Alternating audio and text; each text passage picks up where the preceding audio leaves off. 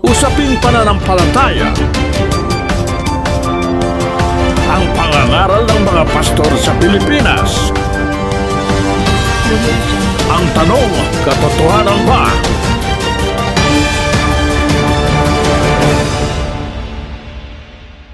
Hello guys! Ang pagtalakay at pagsusuri sa mga mangangaral na tatalakayin natin ay layunin nating magbigay ng makakristyanong pagsusuri sa mga pahayag ng mga pastor. Hindi para manira, kundi para magbigay linaw. Ating patutugtugin ng buo ang video upang maiwasan ang maling konteksto. At ginagamit natin ito sa ilalim ng prinsipyo ng fair use para sa komentaryo at edukasyon. Maraming salamat.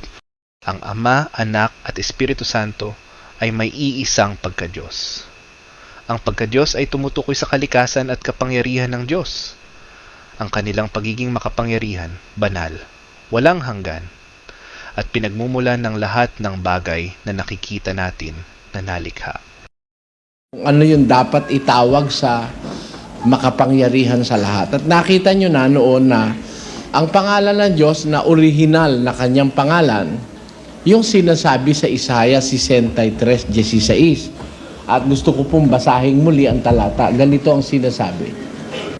Sapagkat ikaw ay aming Ama, bagaman hindi kami kinilala ni Abraham at hindi kami kinilala ng Israel, ikaw, O Panginoon, ay aming Ama, aming manunubos na mula sa walang pasimula ay siya mong pangalan. Doubtless, thou art our Father, though Abraham be ignorant of us, and Israel acknowledge us not. Thou, O Lord, art our Father. From everlasting is thy name. Ngayon, ikaw, Panginoon, ang aming Ama, na mula sa walang pasimula ay siya mong pangalan. Kaya yung pangalang Ama, yun hong salitang Ama sa Biblia, pangalan yon. Sa mga saksi ni Jehovah at sa ibang mga nagsasabi ng tuturo raw ng Biblia, yun daw po salitang Ama hindi raw yun proper noun. Yun daw ay common noun. Common noun. Ganun ang filosofya nila. At sabi nila, como yun ay common noun, yun daw ay title. Ayon. Hindi ho ganun sa Biblia. Sa Biblia ho, yung salitang Ama, yun ho'y pangalan. It is considered as a noun and a proper noun at that.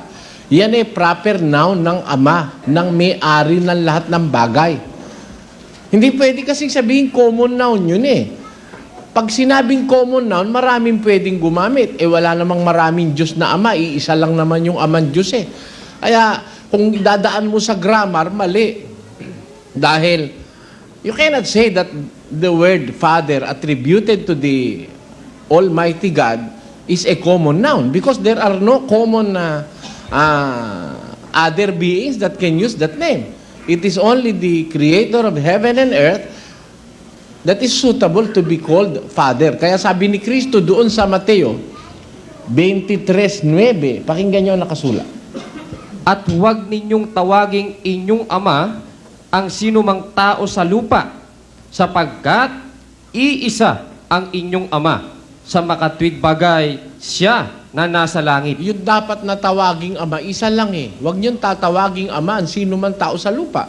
Pagdating po sa pananampalataya, bawal ni Jesus na yung salitang Ama itawag natin sa kanino mang tao sa lupa.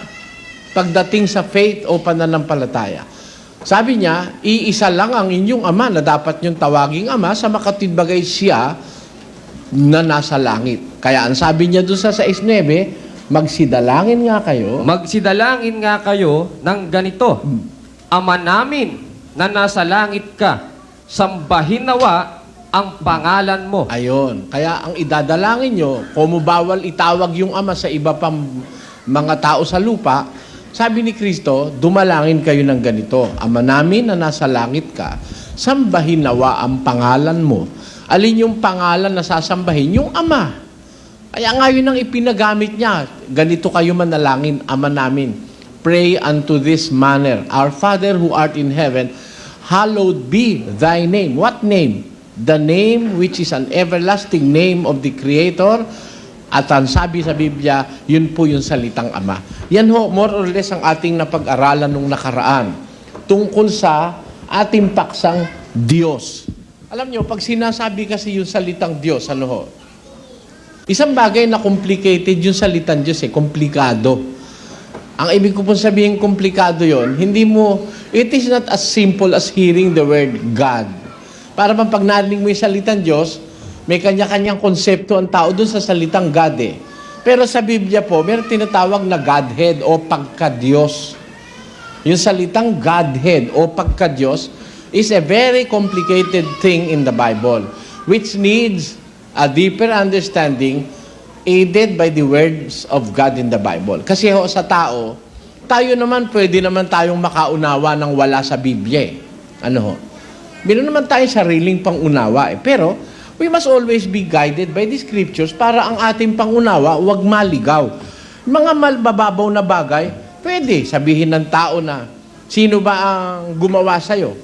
Mababaw ang sagot, tatay ko't nanay ko. Di ba ganon? Tanungin mo yung mga nakakaintindi. Kaya nga yung mga may asawa, pagka masyado ng marami, anak eh. Hirap naman eh kasi nyo, wala kayong ginawa, kundi gumawa ng bata eh. Sino gumawa sa bata? Sa mababaw na sagot, tama yun, ang gumawa sa bata, yung mag-asawa na nagtalik. Pero sa malalim na sagot, hindi ho totoong mag-asawang gumawa. Dahil merong mag-asawa gawa ng gawa, hindi makagawa. Payag kayo. Meron 11 taon at sumayaw pa kay San Roque, hindi makagawa eh. Hindi ba? Ganon. Kaya, pwede tayo na mag-usap-usap by our shallow knowledge of the truth. Pwede tayo mag-usap-usap, makakaraos tayo kahit 5 araw eh. Tayo-tayo lang, hindi natin isasali Biblia. Pero, we must always be guided by the Spirit of God, His words in the Bible, kasi merong mga dating ng usapan, mga kababayan, na magtatalo tayo eh. Hindi pwede hindi tayo magtatalo eh. Gaya halimbawa nung katalo kong minsan, sino ba kako tatay mo? Eh yan ika. Tiyak mo ba siya tatay mo? Kayo. Meron ngang magulang eh. Ina, hindi niya tiyak kung sino tatay nung anak niya. Eh hindi ko ikamalan kung sino nakapuro sa akin eh, sabi. Yung pala, siya pala ay comfort woman. Ayon. Ibig sabihin, siya po ay asawa ng madla. Yung, ang tawag dun eh, prostitute. Di ba? Eh, nabuntis. Hindi niya malaan kung kaninong anak yung, sino tatay nung anak niya. Eh, marami sila ika eh. Oh. Isang bagay na yun. No? Kung dadaanin mo sa strict, yung pang sabihin nating, meticulously speaking, paano mong natiyak na yun ang tatay mo? Eh kung yung nanay mo, hindi niya natitiyak eh. Sa dain nila eh. Di ba? Pero one thing is very sure, hindi tayo magtatalo ron. Talagang yan ang nanay mo dahil sa kanya ka lumabas eh. Tama po o hindi? Kitang-kita eh, lumabas yung ulo mo dyan eh. Kaya wala nang pag-uusap siya nanay mo. And it can be traced scientifically through the placenta. Alam niyo ba sa pamamagitan ng placenta ng bata, imamatch yun doon sa babae. Kahit hindi alam yung ina mo, naligaw ka sa ospital, halimbawa, naligaw. Pag mamatchin lang yung placenta at saka yung babae, kung merong gagawin test, matetrace kung kaninong anak yon. Ayun. Yun, hindi na po pagtatalunan yon. Pero pagdating doon sa issue na kung sino ama, pwedeng pagtalunan yon. Di ba? Unless na sigurado kang yung asawa mo'y tapat. Eh kung minsan eh, meron nga doubts na, hindi naman ako maitim, kapatid.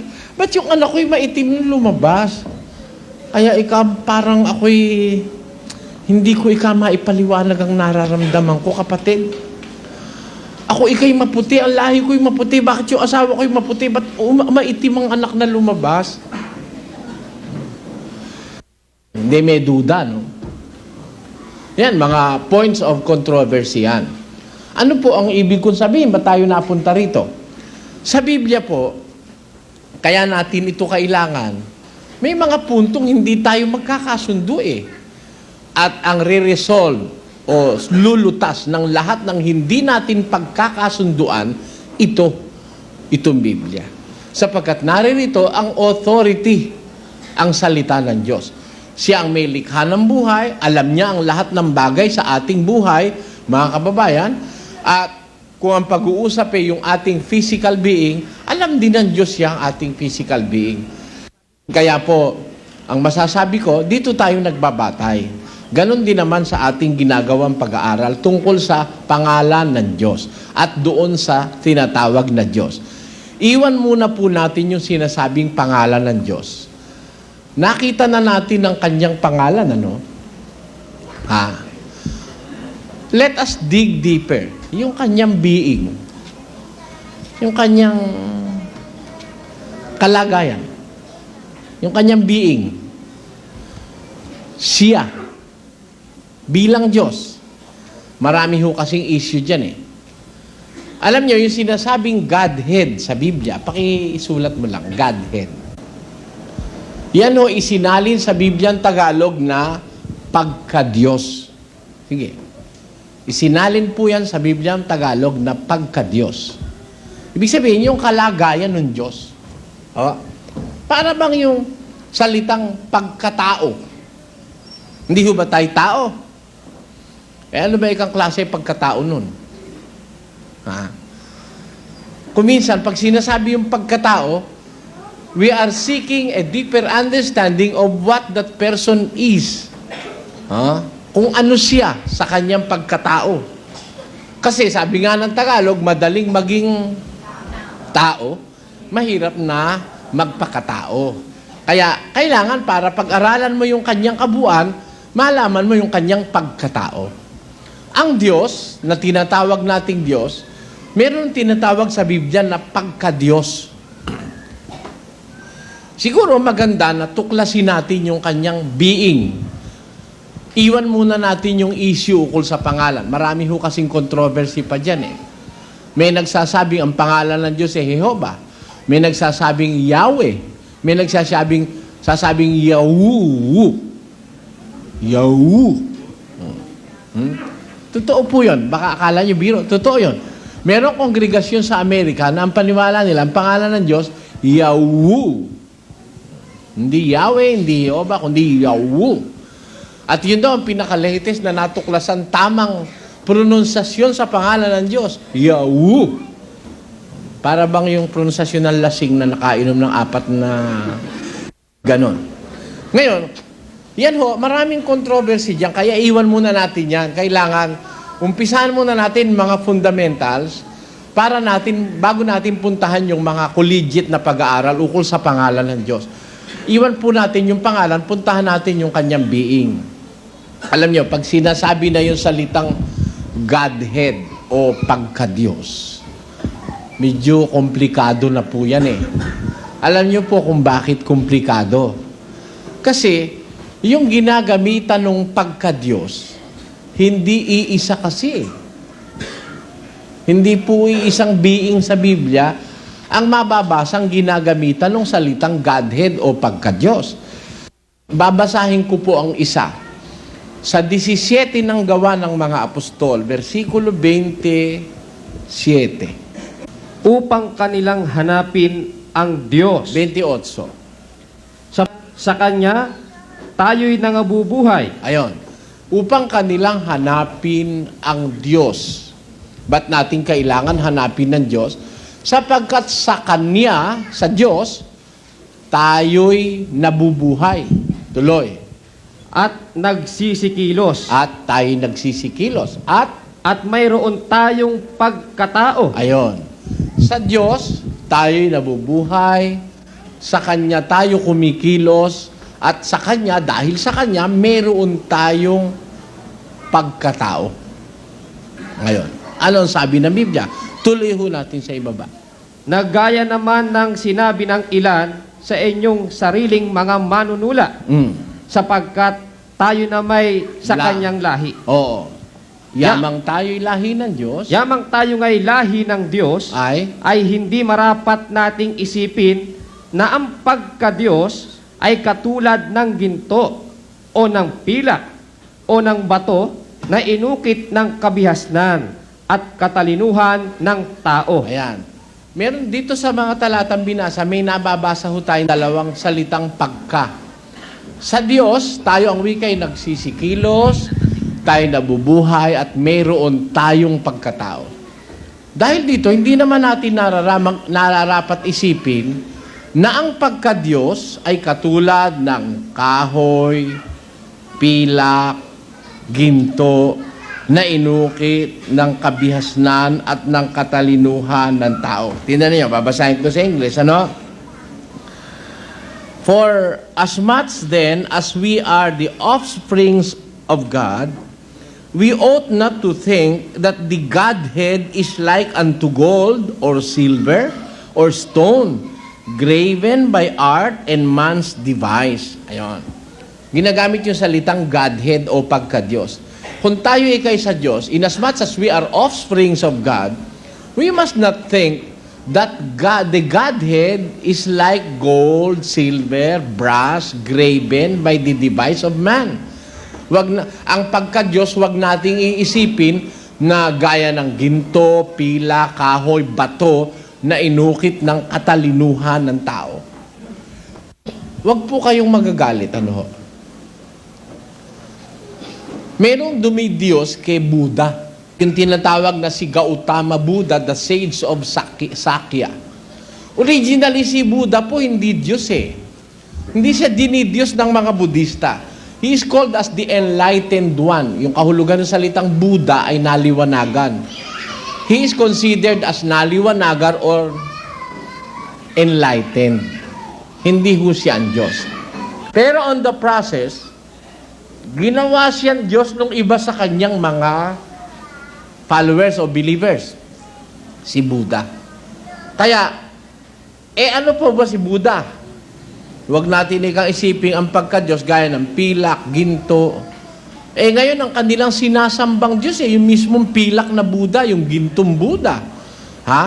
Ipinagtatayo ng templo yan, pinagpapatirapaan yan, inaalayan niya ng mga kandila, ng mga bulaklak, etc., etc. If you have gone to a Buddhist temple, makikita nyo lahat ng uri ng venerasyon at ng pagsamba sa Buddha. Nakakita na po ako eh. Ngayon, on the other hand, dito sa ating bansa, meron din ganun.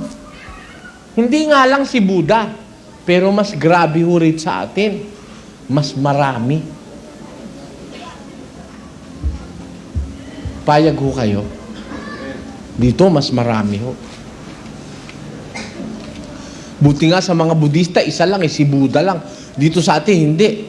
May Fernando, may Agustin, may Pedro, Juan. Sama pa yata si Juan Carlos de Borbon eh. Marami.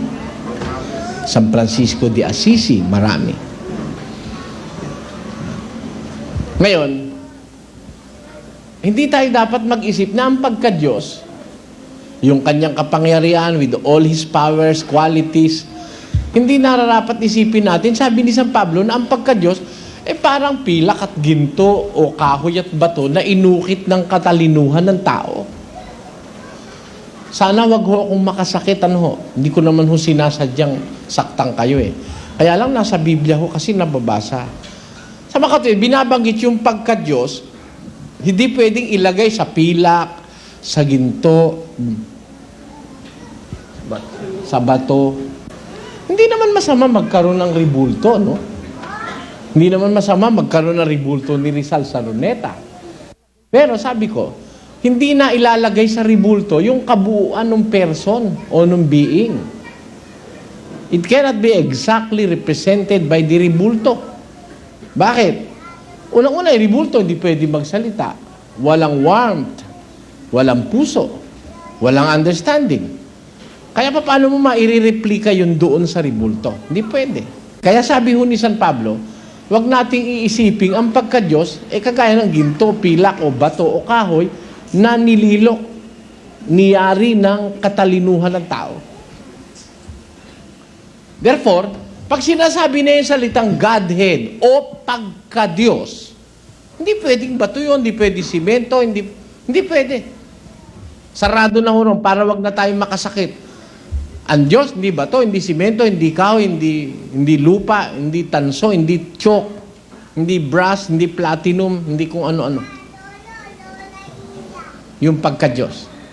Ngayon, para magkaroon tayo ng ideya tungkol doon sa salitang pagka-Diyos, ginagamit ho yan sa Ama yung salitang pagka-Diyos eh.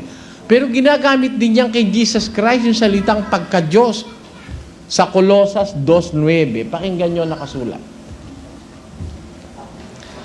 Sapagkat sa kanya'y nananahan ang buong kapuspusan ng pagka-Diyos sa kahayagan ayon sa laman. Nung siya ho'y mahayag sa laman, when Jesus Christ was manifested in the flesh, nagkatawan tao po ang ating Panginoong Hesukristo. Nung siya'y magkatawan tao,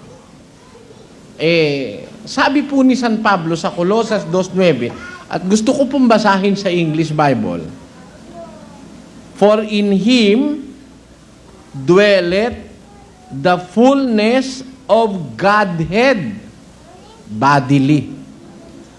Sa kanyang katawang tao, nananahan ang buong kapuspusan ng pagka-Diyos. Nandun sa loob.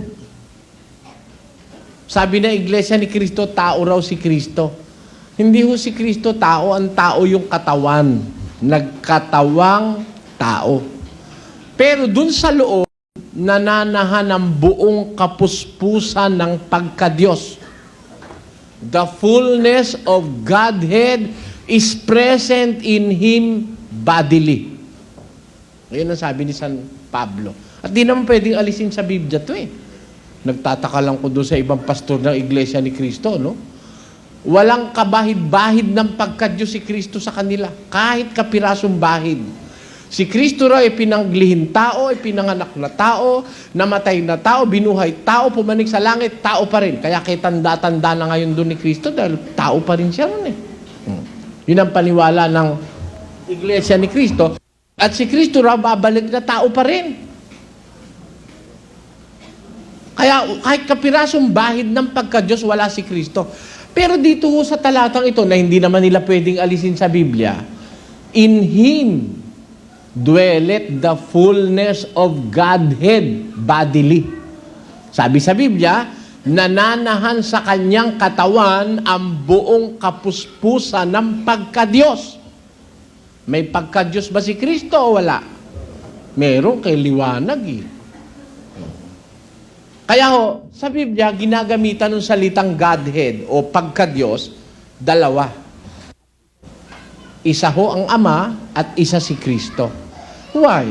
If we are going to understand what the real meaning of Godhead is, gusto ko pong isa-isahin sa inyo sa Biblia. Ano ba talaga kahulugan ng pagka-Diyos, yung Godhead sa Biblia? Ho, pakinggan nyo, sa Henesis 1:26, ganito nakasulat. At sinabi ng Diyos, lalangin natin ang tao sa ating larawan, ayon sa ating wangis. Tignan ninyo itong nagsasalita, no? Sinabi ng Diyos, let us make man after our own image and likeness. Lalangin natin ang tao ayon sa ating larawan, ayon sa ating wangis. Sino ho ang lalalang sa tao? Ang Diyos. Ano sabi ng Diyos? Lalangin natin ang tao. Alam niyo yung salita sa Tagalog na lalangin na, sabi ng Diyos lalangin natin ang tao. Doon ho sa Hebrew Bible, doon sa Biblia Hebraica, ang nakasulat na katumbas ng salitang Diyos doon ay Elohim. Sinabi ng Elohim. Sinabi ng Elohim. Lalangin natin ang tao ayon sa ating larawan, ayon sa ating wangis. Alam niyo po yung Elohim, plural yun plural. It denotes plurality.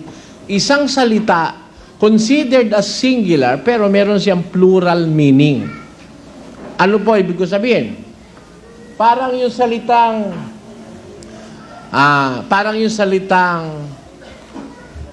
barangay.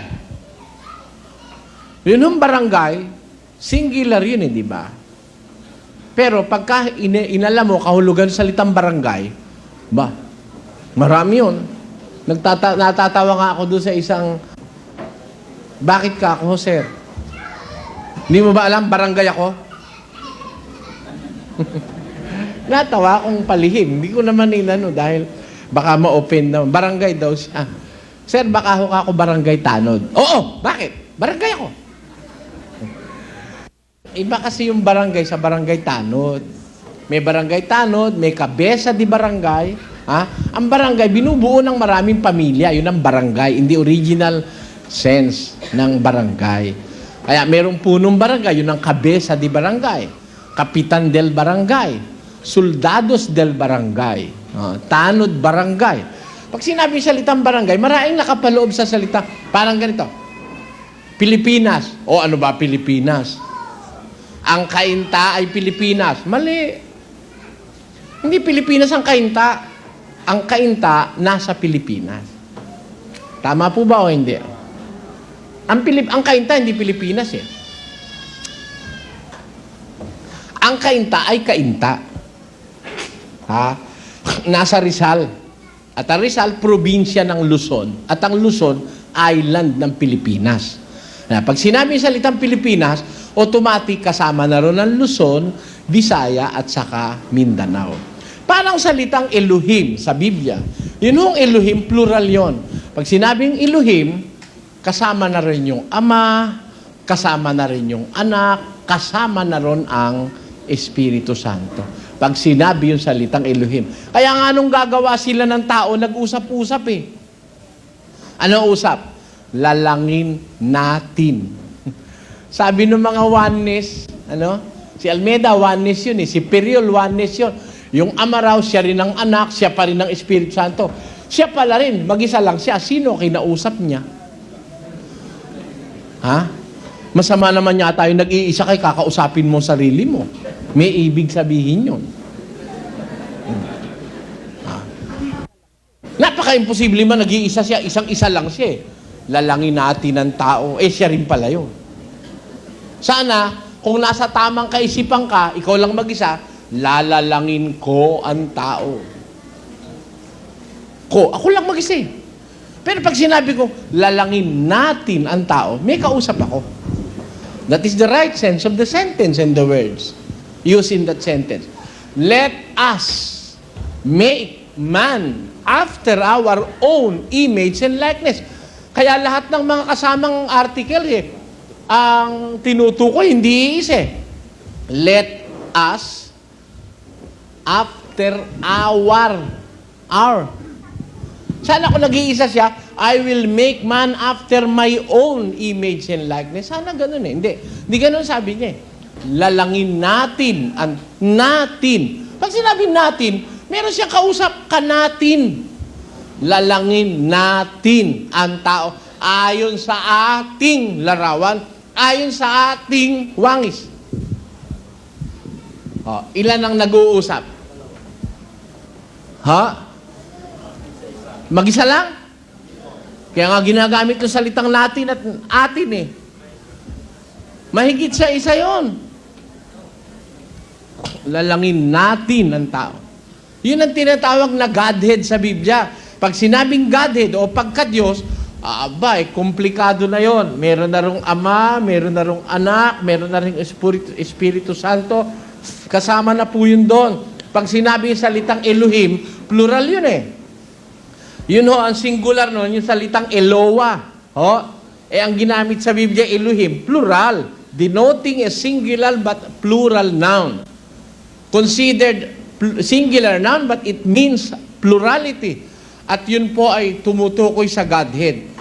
Na pag sinabing Pilipinas, automatically mula Luzon hanggang Mindanao, hanggang Sulu, kasama na. It encompasses all the islands of this archipelago extending from the north to the south, from east to west, in all the territories na masasabi nating within the limits of our territories, from our shores, according to international law, 200 miles. Ang layo. Atin pa rin yun, pati karagatan. Nga, pag sinabing Pilipinas, kasama na Luzon, Visaya, Mindanao. Pag sinabing Elohim sa Biblia, na itinranslate sa Tagalog na Diyos, itinranslate naman sa Kastila, sa Kastila na Diyos, at itinranslate sa English na God, sa Latin ay itinranslate na Dio, itinranslate sa Chinese na Te, itinranslate naman sa German na Gott, iisa po ibig sabihin nun. It came from the Biblia Hebraica word Elohim, which means plurality. Merong mga sangkap na nakapasok doon. Kaya pag sinabi na yung salitang Elohim, dapat mo nang isiping nandun ang Ama, nandun ang Anak, nandun ang Espiritu Santo. Kaya nga tama-tama naman ang pagkakalagay sa Biblia. Sabi ng Diyos, lalangin natin. O de yung lalalang ay merong kausap. Sino kausap? Sabi ng Iglesia ni Cristo, ang kausap daw ng Diyos, mga kerubin. Mali. Bakit mali?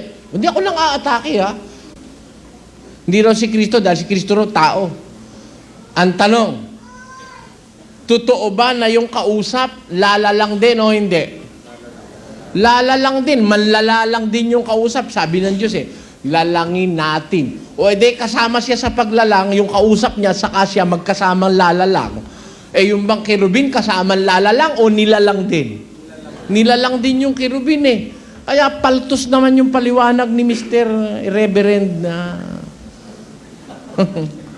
di ba? Paltos yun. Dito sa Biblia yun. Lalangin natin di kasama yung nagsasalita, manlalalang. Yung kausap, manlalalang. At higit sa lahat, dapat mapansin na nagbabasa, lalangin natin ang tao ayon sa ating larawan, ayon sa ating wangis. Makatuwid yung nagsasalita at yung kausap, magkawangis at magkalarawan. Amen? Pareho ng kategorya. Tanungin natin sa Biblia, sino ba yung kawangis nung manlalalang na Diyos? Sino yung kawangis niya na siyang kausap niya? Pakinggan nyo sa Hebreo 1:3. Palibhasay siyang sinag ng kanyang kaluwalhatian at tunay na larawan ng kanyang pagkadiyos. Ayon, si Kristo pala yun Siya, si Kristo ang tinutukoy, ang sinag ng kanyang kaluwalhatian at ang tunay na larawan ng kanyang pagkadiyos. May patotoo ba tayo na si Kristo nga yung kalarawan ng Diyos na kausap niya? 1:15 ng Kolosas. Basa. Na siyang ang larawan ng Diyos na di nakikita. Tayo nyo, si Kristo, larawan ng Diyos na di nakikita. Kaya, kung pag-uusapan ng Biblia, walang filosofya, walang panluloko sa kapwa, straight from the Bible, direct from the pages of the Holy Writ, ang dapat maintindihan na nagbabasa ng Biblia. Yung salitang lalangin natin, may kausap yung lalalang, at yung kausap niya, kasama niyang lalalang. At yung kausap niya, kamukha niya at kalarawan niya at kawangis niya. At ang sabi sa ulat ng Biblia, si Kristo ang larawan ng Diyos na di nakikita. Ang tunay na larawan ng kanyang pagka-Diyos. Siya ang kawangis ng Diyos. Kaya po sa Biblia, pag pinag-usapan na yan Diyos, complicated na. May lilitaw ng Ama, may lilitaw ng Anak, may lilitaw ng Espiritu Santo. Yan hubang tatlo na yan, talagang noong pang-umpisa, magkakasama na ito. Pakinggan nyo sa Henesis 1, versikulo 1 hanggang 3. Ganito ating mababasa. Nang pasimula ay nilikha ng Diyos ang mga langit at ang lupa. At ang lupa ay walang anyo at walang laman. At ang kadiliman ay sumasaibabaw ng kalaliman. At ang Espiritu ng Diyos ay sumasaibabaw ng tubig. Ilan na ho ang nakita natin dito? Ilan na ho nakita natin? Nang pasimula, nilikha ng Diyos ang langit at ang lupa. At ang lupa, walang anyo at walang laman. At ang kadiliman ay sumasa ibabaw ng kalaliman, at ang Espiritu ng Diyos sumasa ibabaw ng tubig. Ilan na hong person ang nakikita natin dito? Dalawa na. Di ba? Nang pasimula, nilalang ng Diyos ang mga langit at ang lupa. At ang Espiritu ng Diyos, yung Diyos may Espiritu. Yung Espiritu niya, nasa ibabaw ng tubig. Ilan na ho? Dalawa na. Nandun na yung Espiritu, nandun na yung Ama. Di ba? Sino pa ang kasama niya ron? Nung lumala lang siya. Pakinggan nyo sa Kawikaan, Kapitulo 30, versikulo 4. Sino ang sumampa sa langit at bumaba? Sino ang pumisa ng hangin sa kanyang mga dakot? Sinong nagtali ng tubig sa kanyang kasuotan? Napapansin nyo ito, mga supernatural things na ito. Sino ang sumampa sa langit at bumaba? May makakagawa ba nun na tao? Wala eh. Sasampa ka sa langit, tapos bababa ka? Walang makakagawang tao nun. Hindi mo kayang abutin ng langit. Yun lang Jupiter, hanggang ngayon, hindi pa natin naaabot eh. Yung Pluto, baka hindi na maabot ng sangkatauhan yun eh. Tao makarating sa Pluto. Ang pinakamalayong narating ng tao, buwan. Gaano kalapit ang buwan? Ang lapit ng buwan. It is only 250,000 miles, 250,000 miles away ang buwan. Yung ating araw lang, napakalayo nun eh. Mararating ba natin yon? Eh, yung langit pa marating mo, hindi mo magagawa yun. Eh, sabi ng Biblia, sino kang sumampa sa langit at bumaba? Sino ang pumisa ng hangin sa kanyang mga dakot? Kaya ba ng tao yung hangin, pisanin mo sa dakot mo? Hindi. Sino ang nagtali ng tubig sa kanyang kasuotan?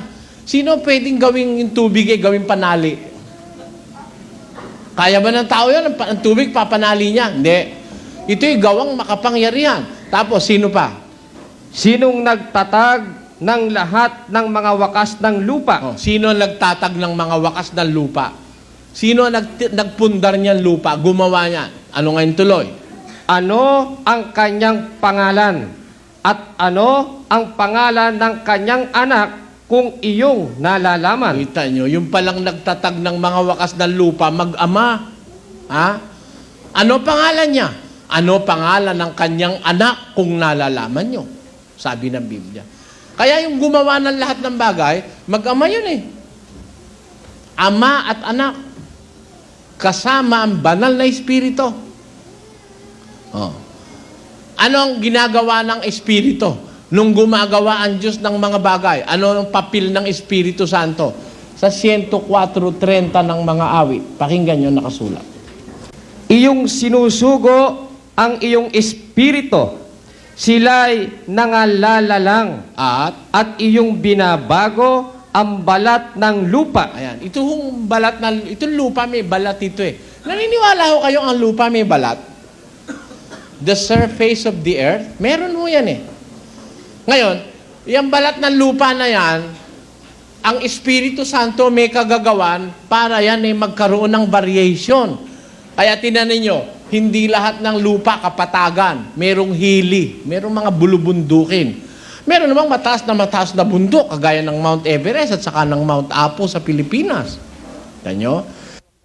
Kaya, meron namang malalalim na lugar, yung tinatawag na Philippine Deep, yung Marianas Trench na yan, sinasabing pinakamalalim na lugar sa mundo.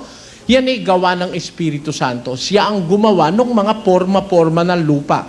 Siya humukay ng mga ilog, papunta sa dagat, siya ang pumorma sa mga plateau, sa mga hills, sa mga mountains, ang pumorma dyan ng Espiritu Santo. Ngayon, yun namang anak, anong ginagawa ng anak nung gumagawa ang ama ng lahat ng bagay? Pakinggan nyo sa Kawikaan 8:22, ganito ating mababasa. Inari ako ng Panginoon sa pasimula ng kanyang lakad, bago pinasimulan ang kanyang mga gawa ng una. Ako'y nalagay mula noong araw, mula nang walang pasimula, bago nalikha ang lupa.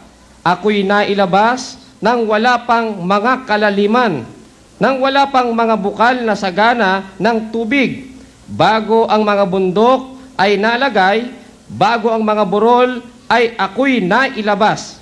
Samantalang hindi pa niya nililikha ang lupa, ni ang mga parangman, ni ang pasimulaman ng alabok ng sanglibutan. Nang kanyang itatag ang langit, nandoon ako. Nang siya'y maglagay ng balantok sa balat ng kalaliman, nang kanyang pagtibayin ang langit sa itaas, nang maging matibay ang mga bukal ng kalaliman, nang bigyan niya ang dagat ng kanyang hangganan upang huwag salansangin ng tubig ang kanyang utos, nang kanyang iayos ang mga patibayan ng lupa, nasa sipingan niya ako na gaya ng matalinong manggagawa. Kita nyo, magkasama yung mag-ama eh. Nang kanyang iayos ang patibayan ng lupa, nasa siping ni ako, na gaya ng matalinong manggagawa. Biro mo, assistant siya ng Diyos. Nagtataka lang ako sa Iglesia ni Cristo, no? Tao raw si Cristo. Nag-umpisa raw si Cristo sa tiyan ni Maria. Wala pa nga langit, nandun na yun eh. Pero mo naman taong matanda pa sa langit. Ikaw naman. Nang itatag niya langit, nandun ako. Pero mo yun. Bago ang bundok, nalabas na ako. Bago ang mga burol. Samantalang hindi pa niya nililikha ang lupa, ni ang parangman, ni ang pasimulaman ng alabok ng sanlibutan. Saan ang galing ang tao? Sa alabok. Eh wala pang alabok, nandun na siya. Paano naging tao yun? Kayo naman, ang tigas ng ulo ng ibang ministro, no? Saan galing ang tao? Sa alabok. Eh ito'y wala pang alabok, nandun na eh. Ikaw naman.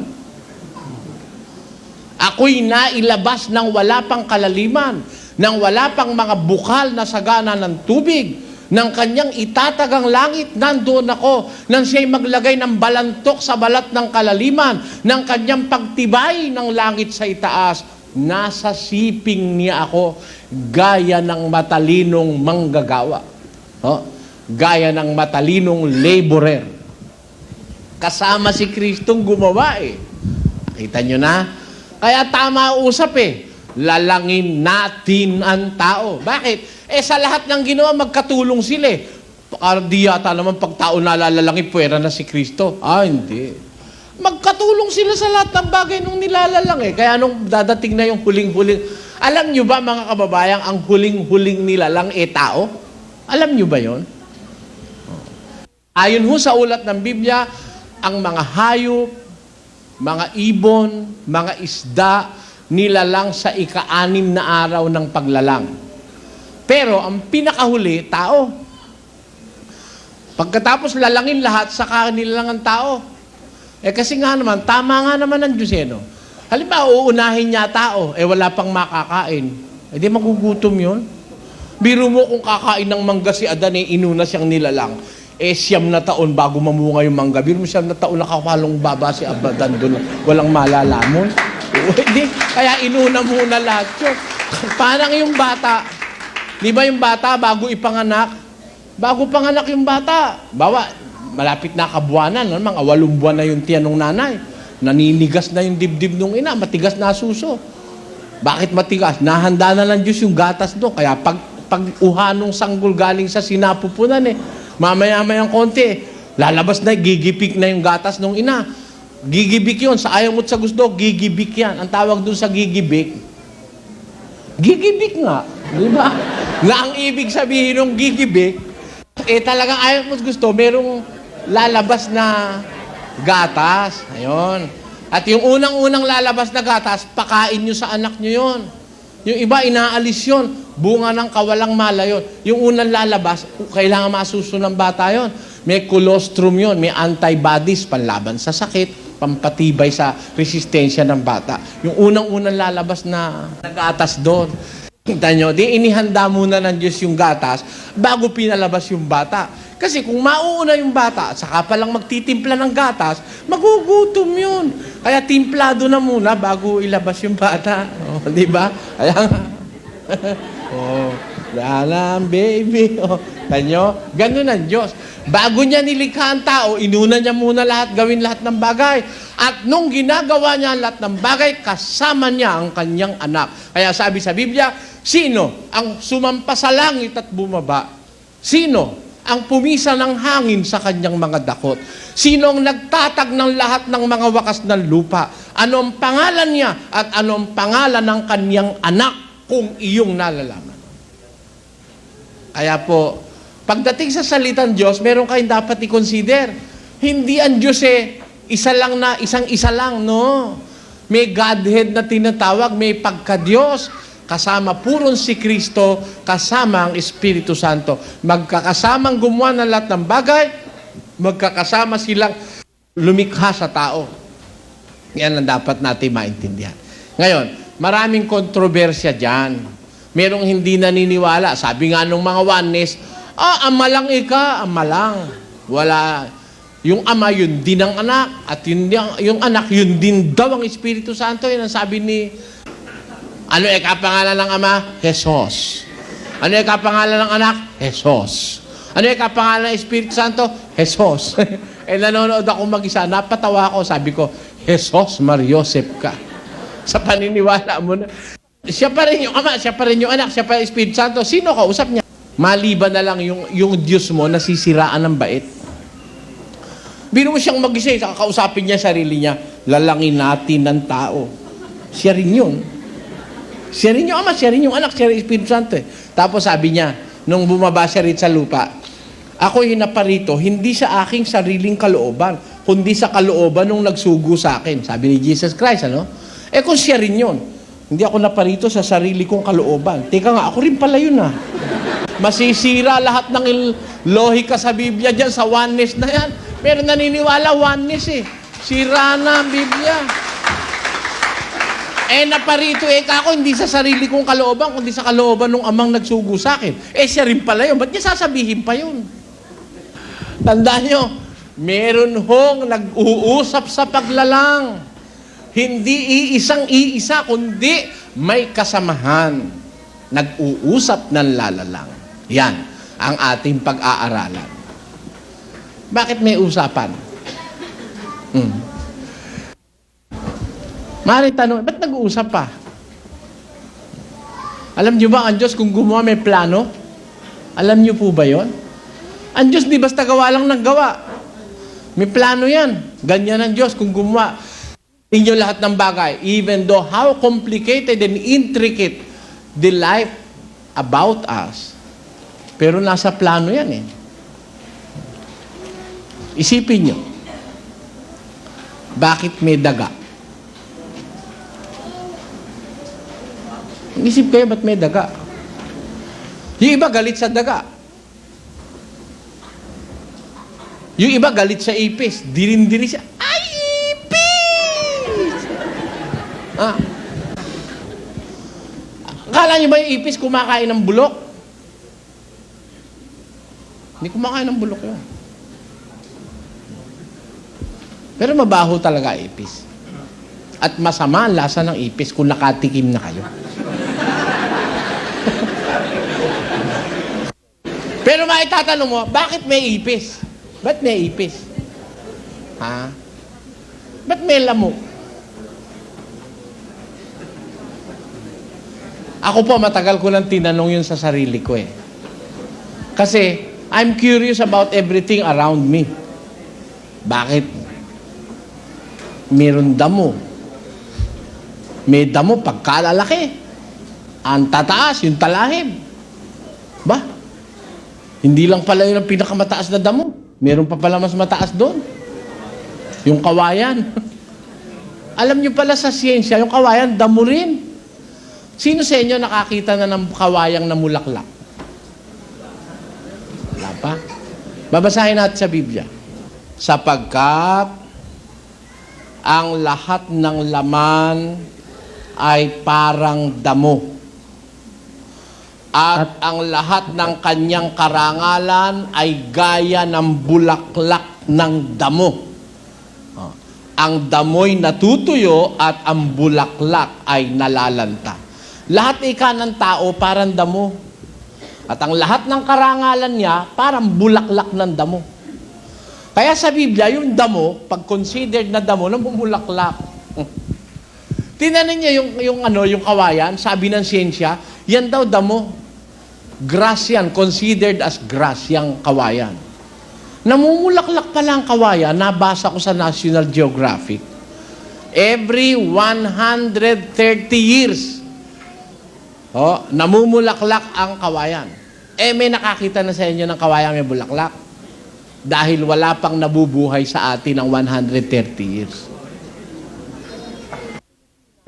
At I am sorry to say, sa Pilipinas, wala pa yatang kawayang nabuhay ng 130 years. Kasi ilang taon lang pinuputol na ginagawa ng kune. Di ba? Pero pabayaan mo yung kawayan 130 years, at ikaw din 130 years. Makita mo, pagdating nyo pareho ng 130 years, mamumulaklak na yung kawayan. Sabi sa Biblia, yung damo namumulaklak. Kaya natuklasan ng siyensya, ang kawayan namumulaklak pala. Every 130 years. Ako nagtatanong, bakit ka ako merong ganon? May daga, may ipis, may lamok, may bubuli pa. Yung bubuli, maliit na version naman ng bayawak yon, saka ng buwaya. At ang pinakamaliit na buwaya, yung butike. Magkakamukha yan eh. Bakit may hunyango? Naitanong nyo na ba yon? Alam nyo ba yung hunyango, pag nalagay sa blue yun. Pag nalagay sa berde yun. Meron siyang change of color. Ano ibig ko po sabihin? Sa pag-aaral ng mga bagay-bagay sa paligid natin, matutuklasan natin ng isang bagay. Alin yon? Bawat bagay, kaya nandyan, may dahilan. May dahilan. Hindi pwedeng wala. Palagay nyo, bakit may silya dyan ngayon? Para upuan. Sino uupo? Natural, yung kinumbida namin sa exposition. Pero bakit walang sobre dyan ngayon? Dumalo kayo sa charismatic, mauupuan nyo sobre. Di ba? Ba't dito, dadalo kayo, walang sobre? May dahilan yun. Ano po ibig ko sabihin? Itong bagay-bagay na narito sa ating paligid, may dahilan pat nandyan yan. Yun ang Diyos. Siya naglagay niyan eh. Ang itatanong natin, yung naglagay na Diyos, bakit kaya ganun siya? Ano siya ba? Nakita natin, meron palang yung sinatawag na pagka-Diyos, merong anak doon, may Ama, may Espiritu Santo. Gusto nyo humukay pa tayo ng malalim doon sa salitang pagka-Diyos, mga kababayan? Alamin natin, ano kaya karakter niya? Ano karakter ng Diyos? Mabait ba siya? Kayo, kung kayo tatanungin, mabait ba ang Diyos? Salamat. Ang Diyos ba gumagawa ng masama? Sabi nyo, hindi. O para wag kayong bitin, babasahin ko ang sinabi ng Diyos. Pakinggan nyo. Sa Isaias, ganito ating mabasa. 45. Aking inilalagay ang liwanag at nililikha ko ang kadiliman. Ako'y gumagawa ng kapayapaan at lumilikha ako ng kasamaan. Ako ang Panginoon na gumagawa ng lahat ng mga bagay na ito. Ayun. Gumagawa siya ng kasamaan o hindi? Sabi niya. Ngayon, tanungin natin siya. Diyos, ano yun? Ba't mo kami nalilito? Gumagawa ka ng kasamaan, alam namin mabait ka. Alam namin mabuti ka. Ano yung kasama ang ginagawa mo? Sabi sa Biblia, ang Diyos gumagawa ng kasamaan. Tama po o hindi? Nakasulat. Pero may babasahin ako. Payag kayo. Ito ako babasa. 34:12 ng Job. Oo, sa katotohanan, ang Diyos ay hindi gagawa ng kasamaan. Gagawa ba siya ng kasamaan? Gagawa o hindi? Ba't sabi niya, gumagawa siya ng kasamaan? O ano ang sagot? Kaya kailangan kayong bumalik. Babalik po kayo. Wala namang mawawala sa inyo. Ito naman ay paanyayang buong puso. Para kayo ay maragdagan ang kaalaman tungkol dun sa tinatawag nating Diyos. Ang lahat ng bagay ay nandito sa lupa dahil ito ay nilikha ng Diyos ayon sa kanyang karunungan at layunin upang magsilbi sa kanyang kalooban at magbigay ng buhay sa kanyang mga nilalang. Maraming salamat sa panunood. Please subscribe, like, and share. Mag-comment naman kung ano ang masasabi ninyo sa aking content.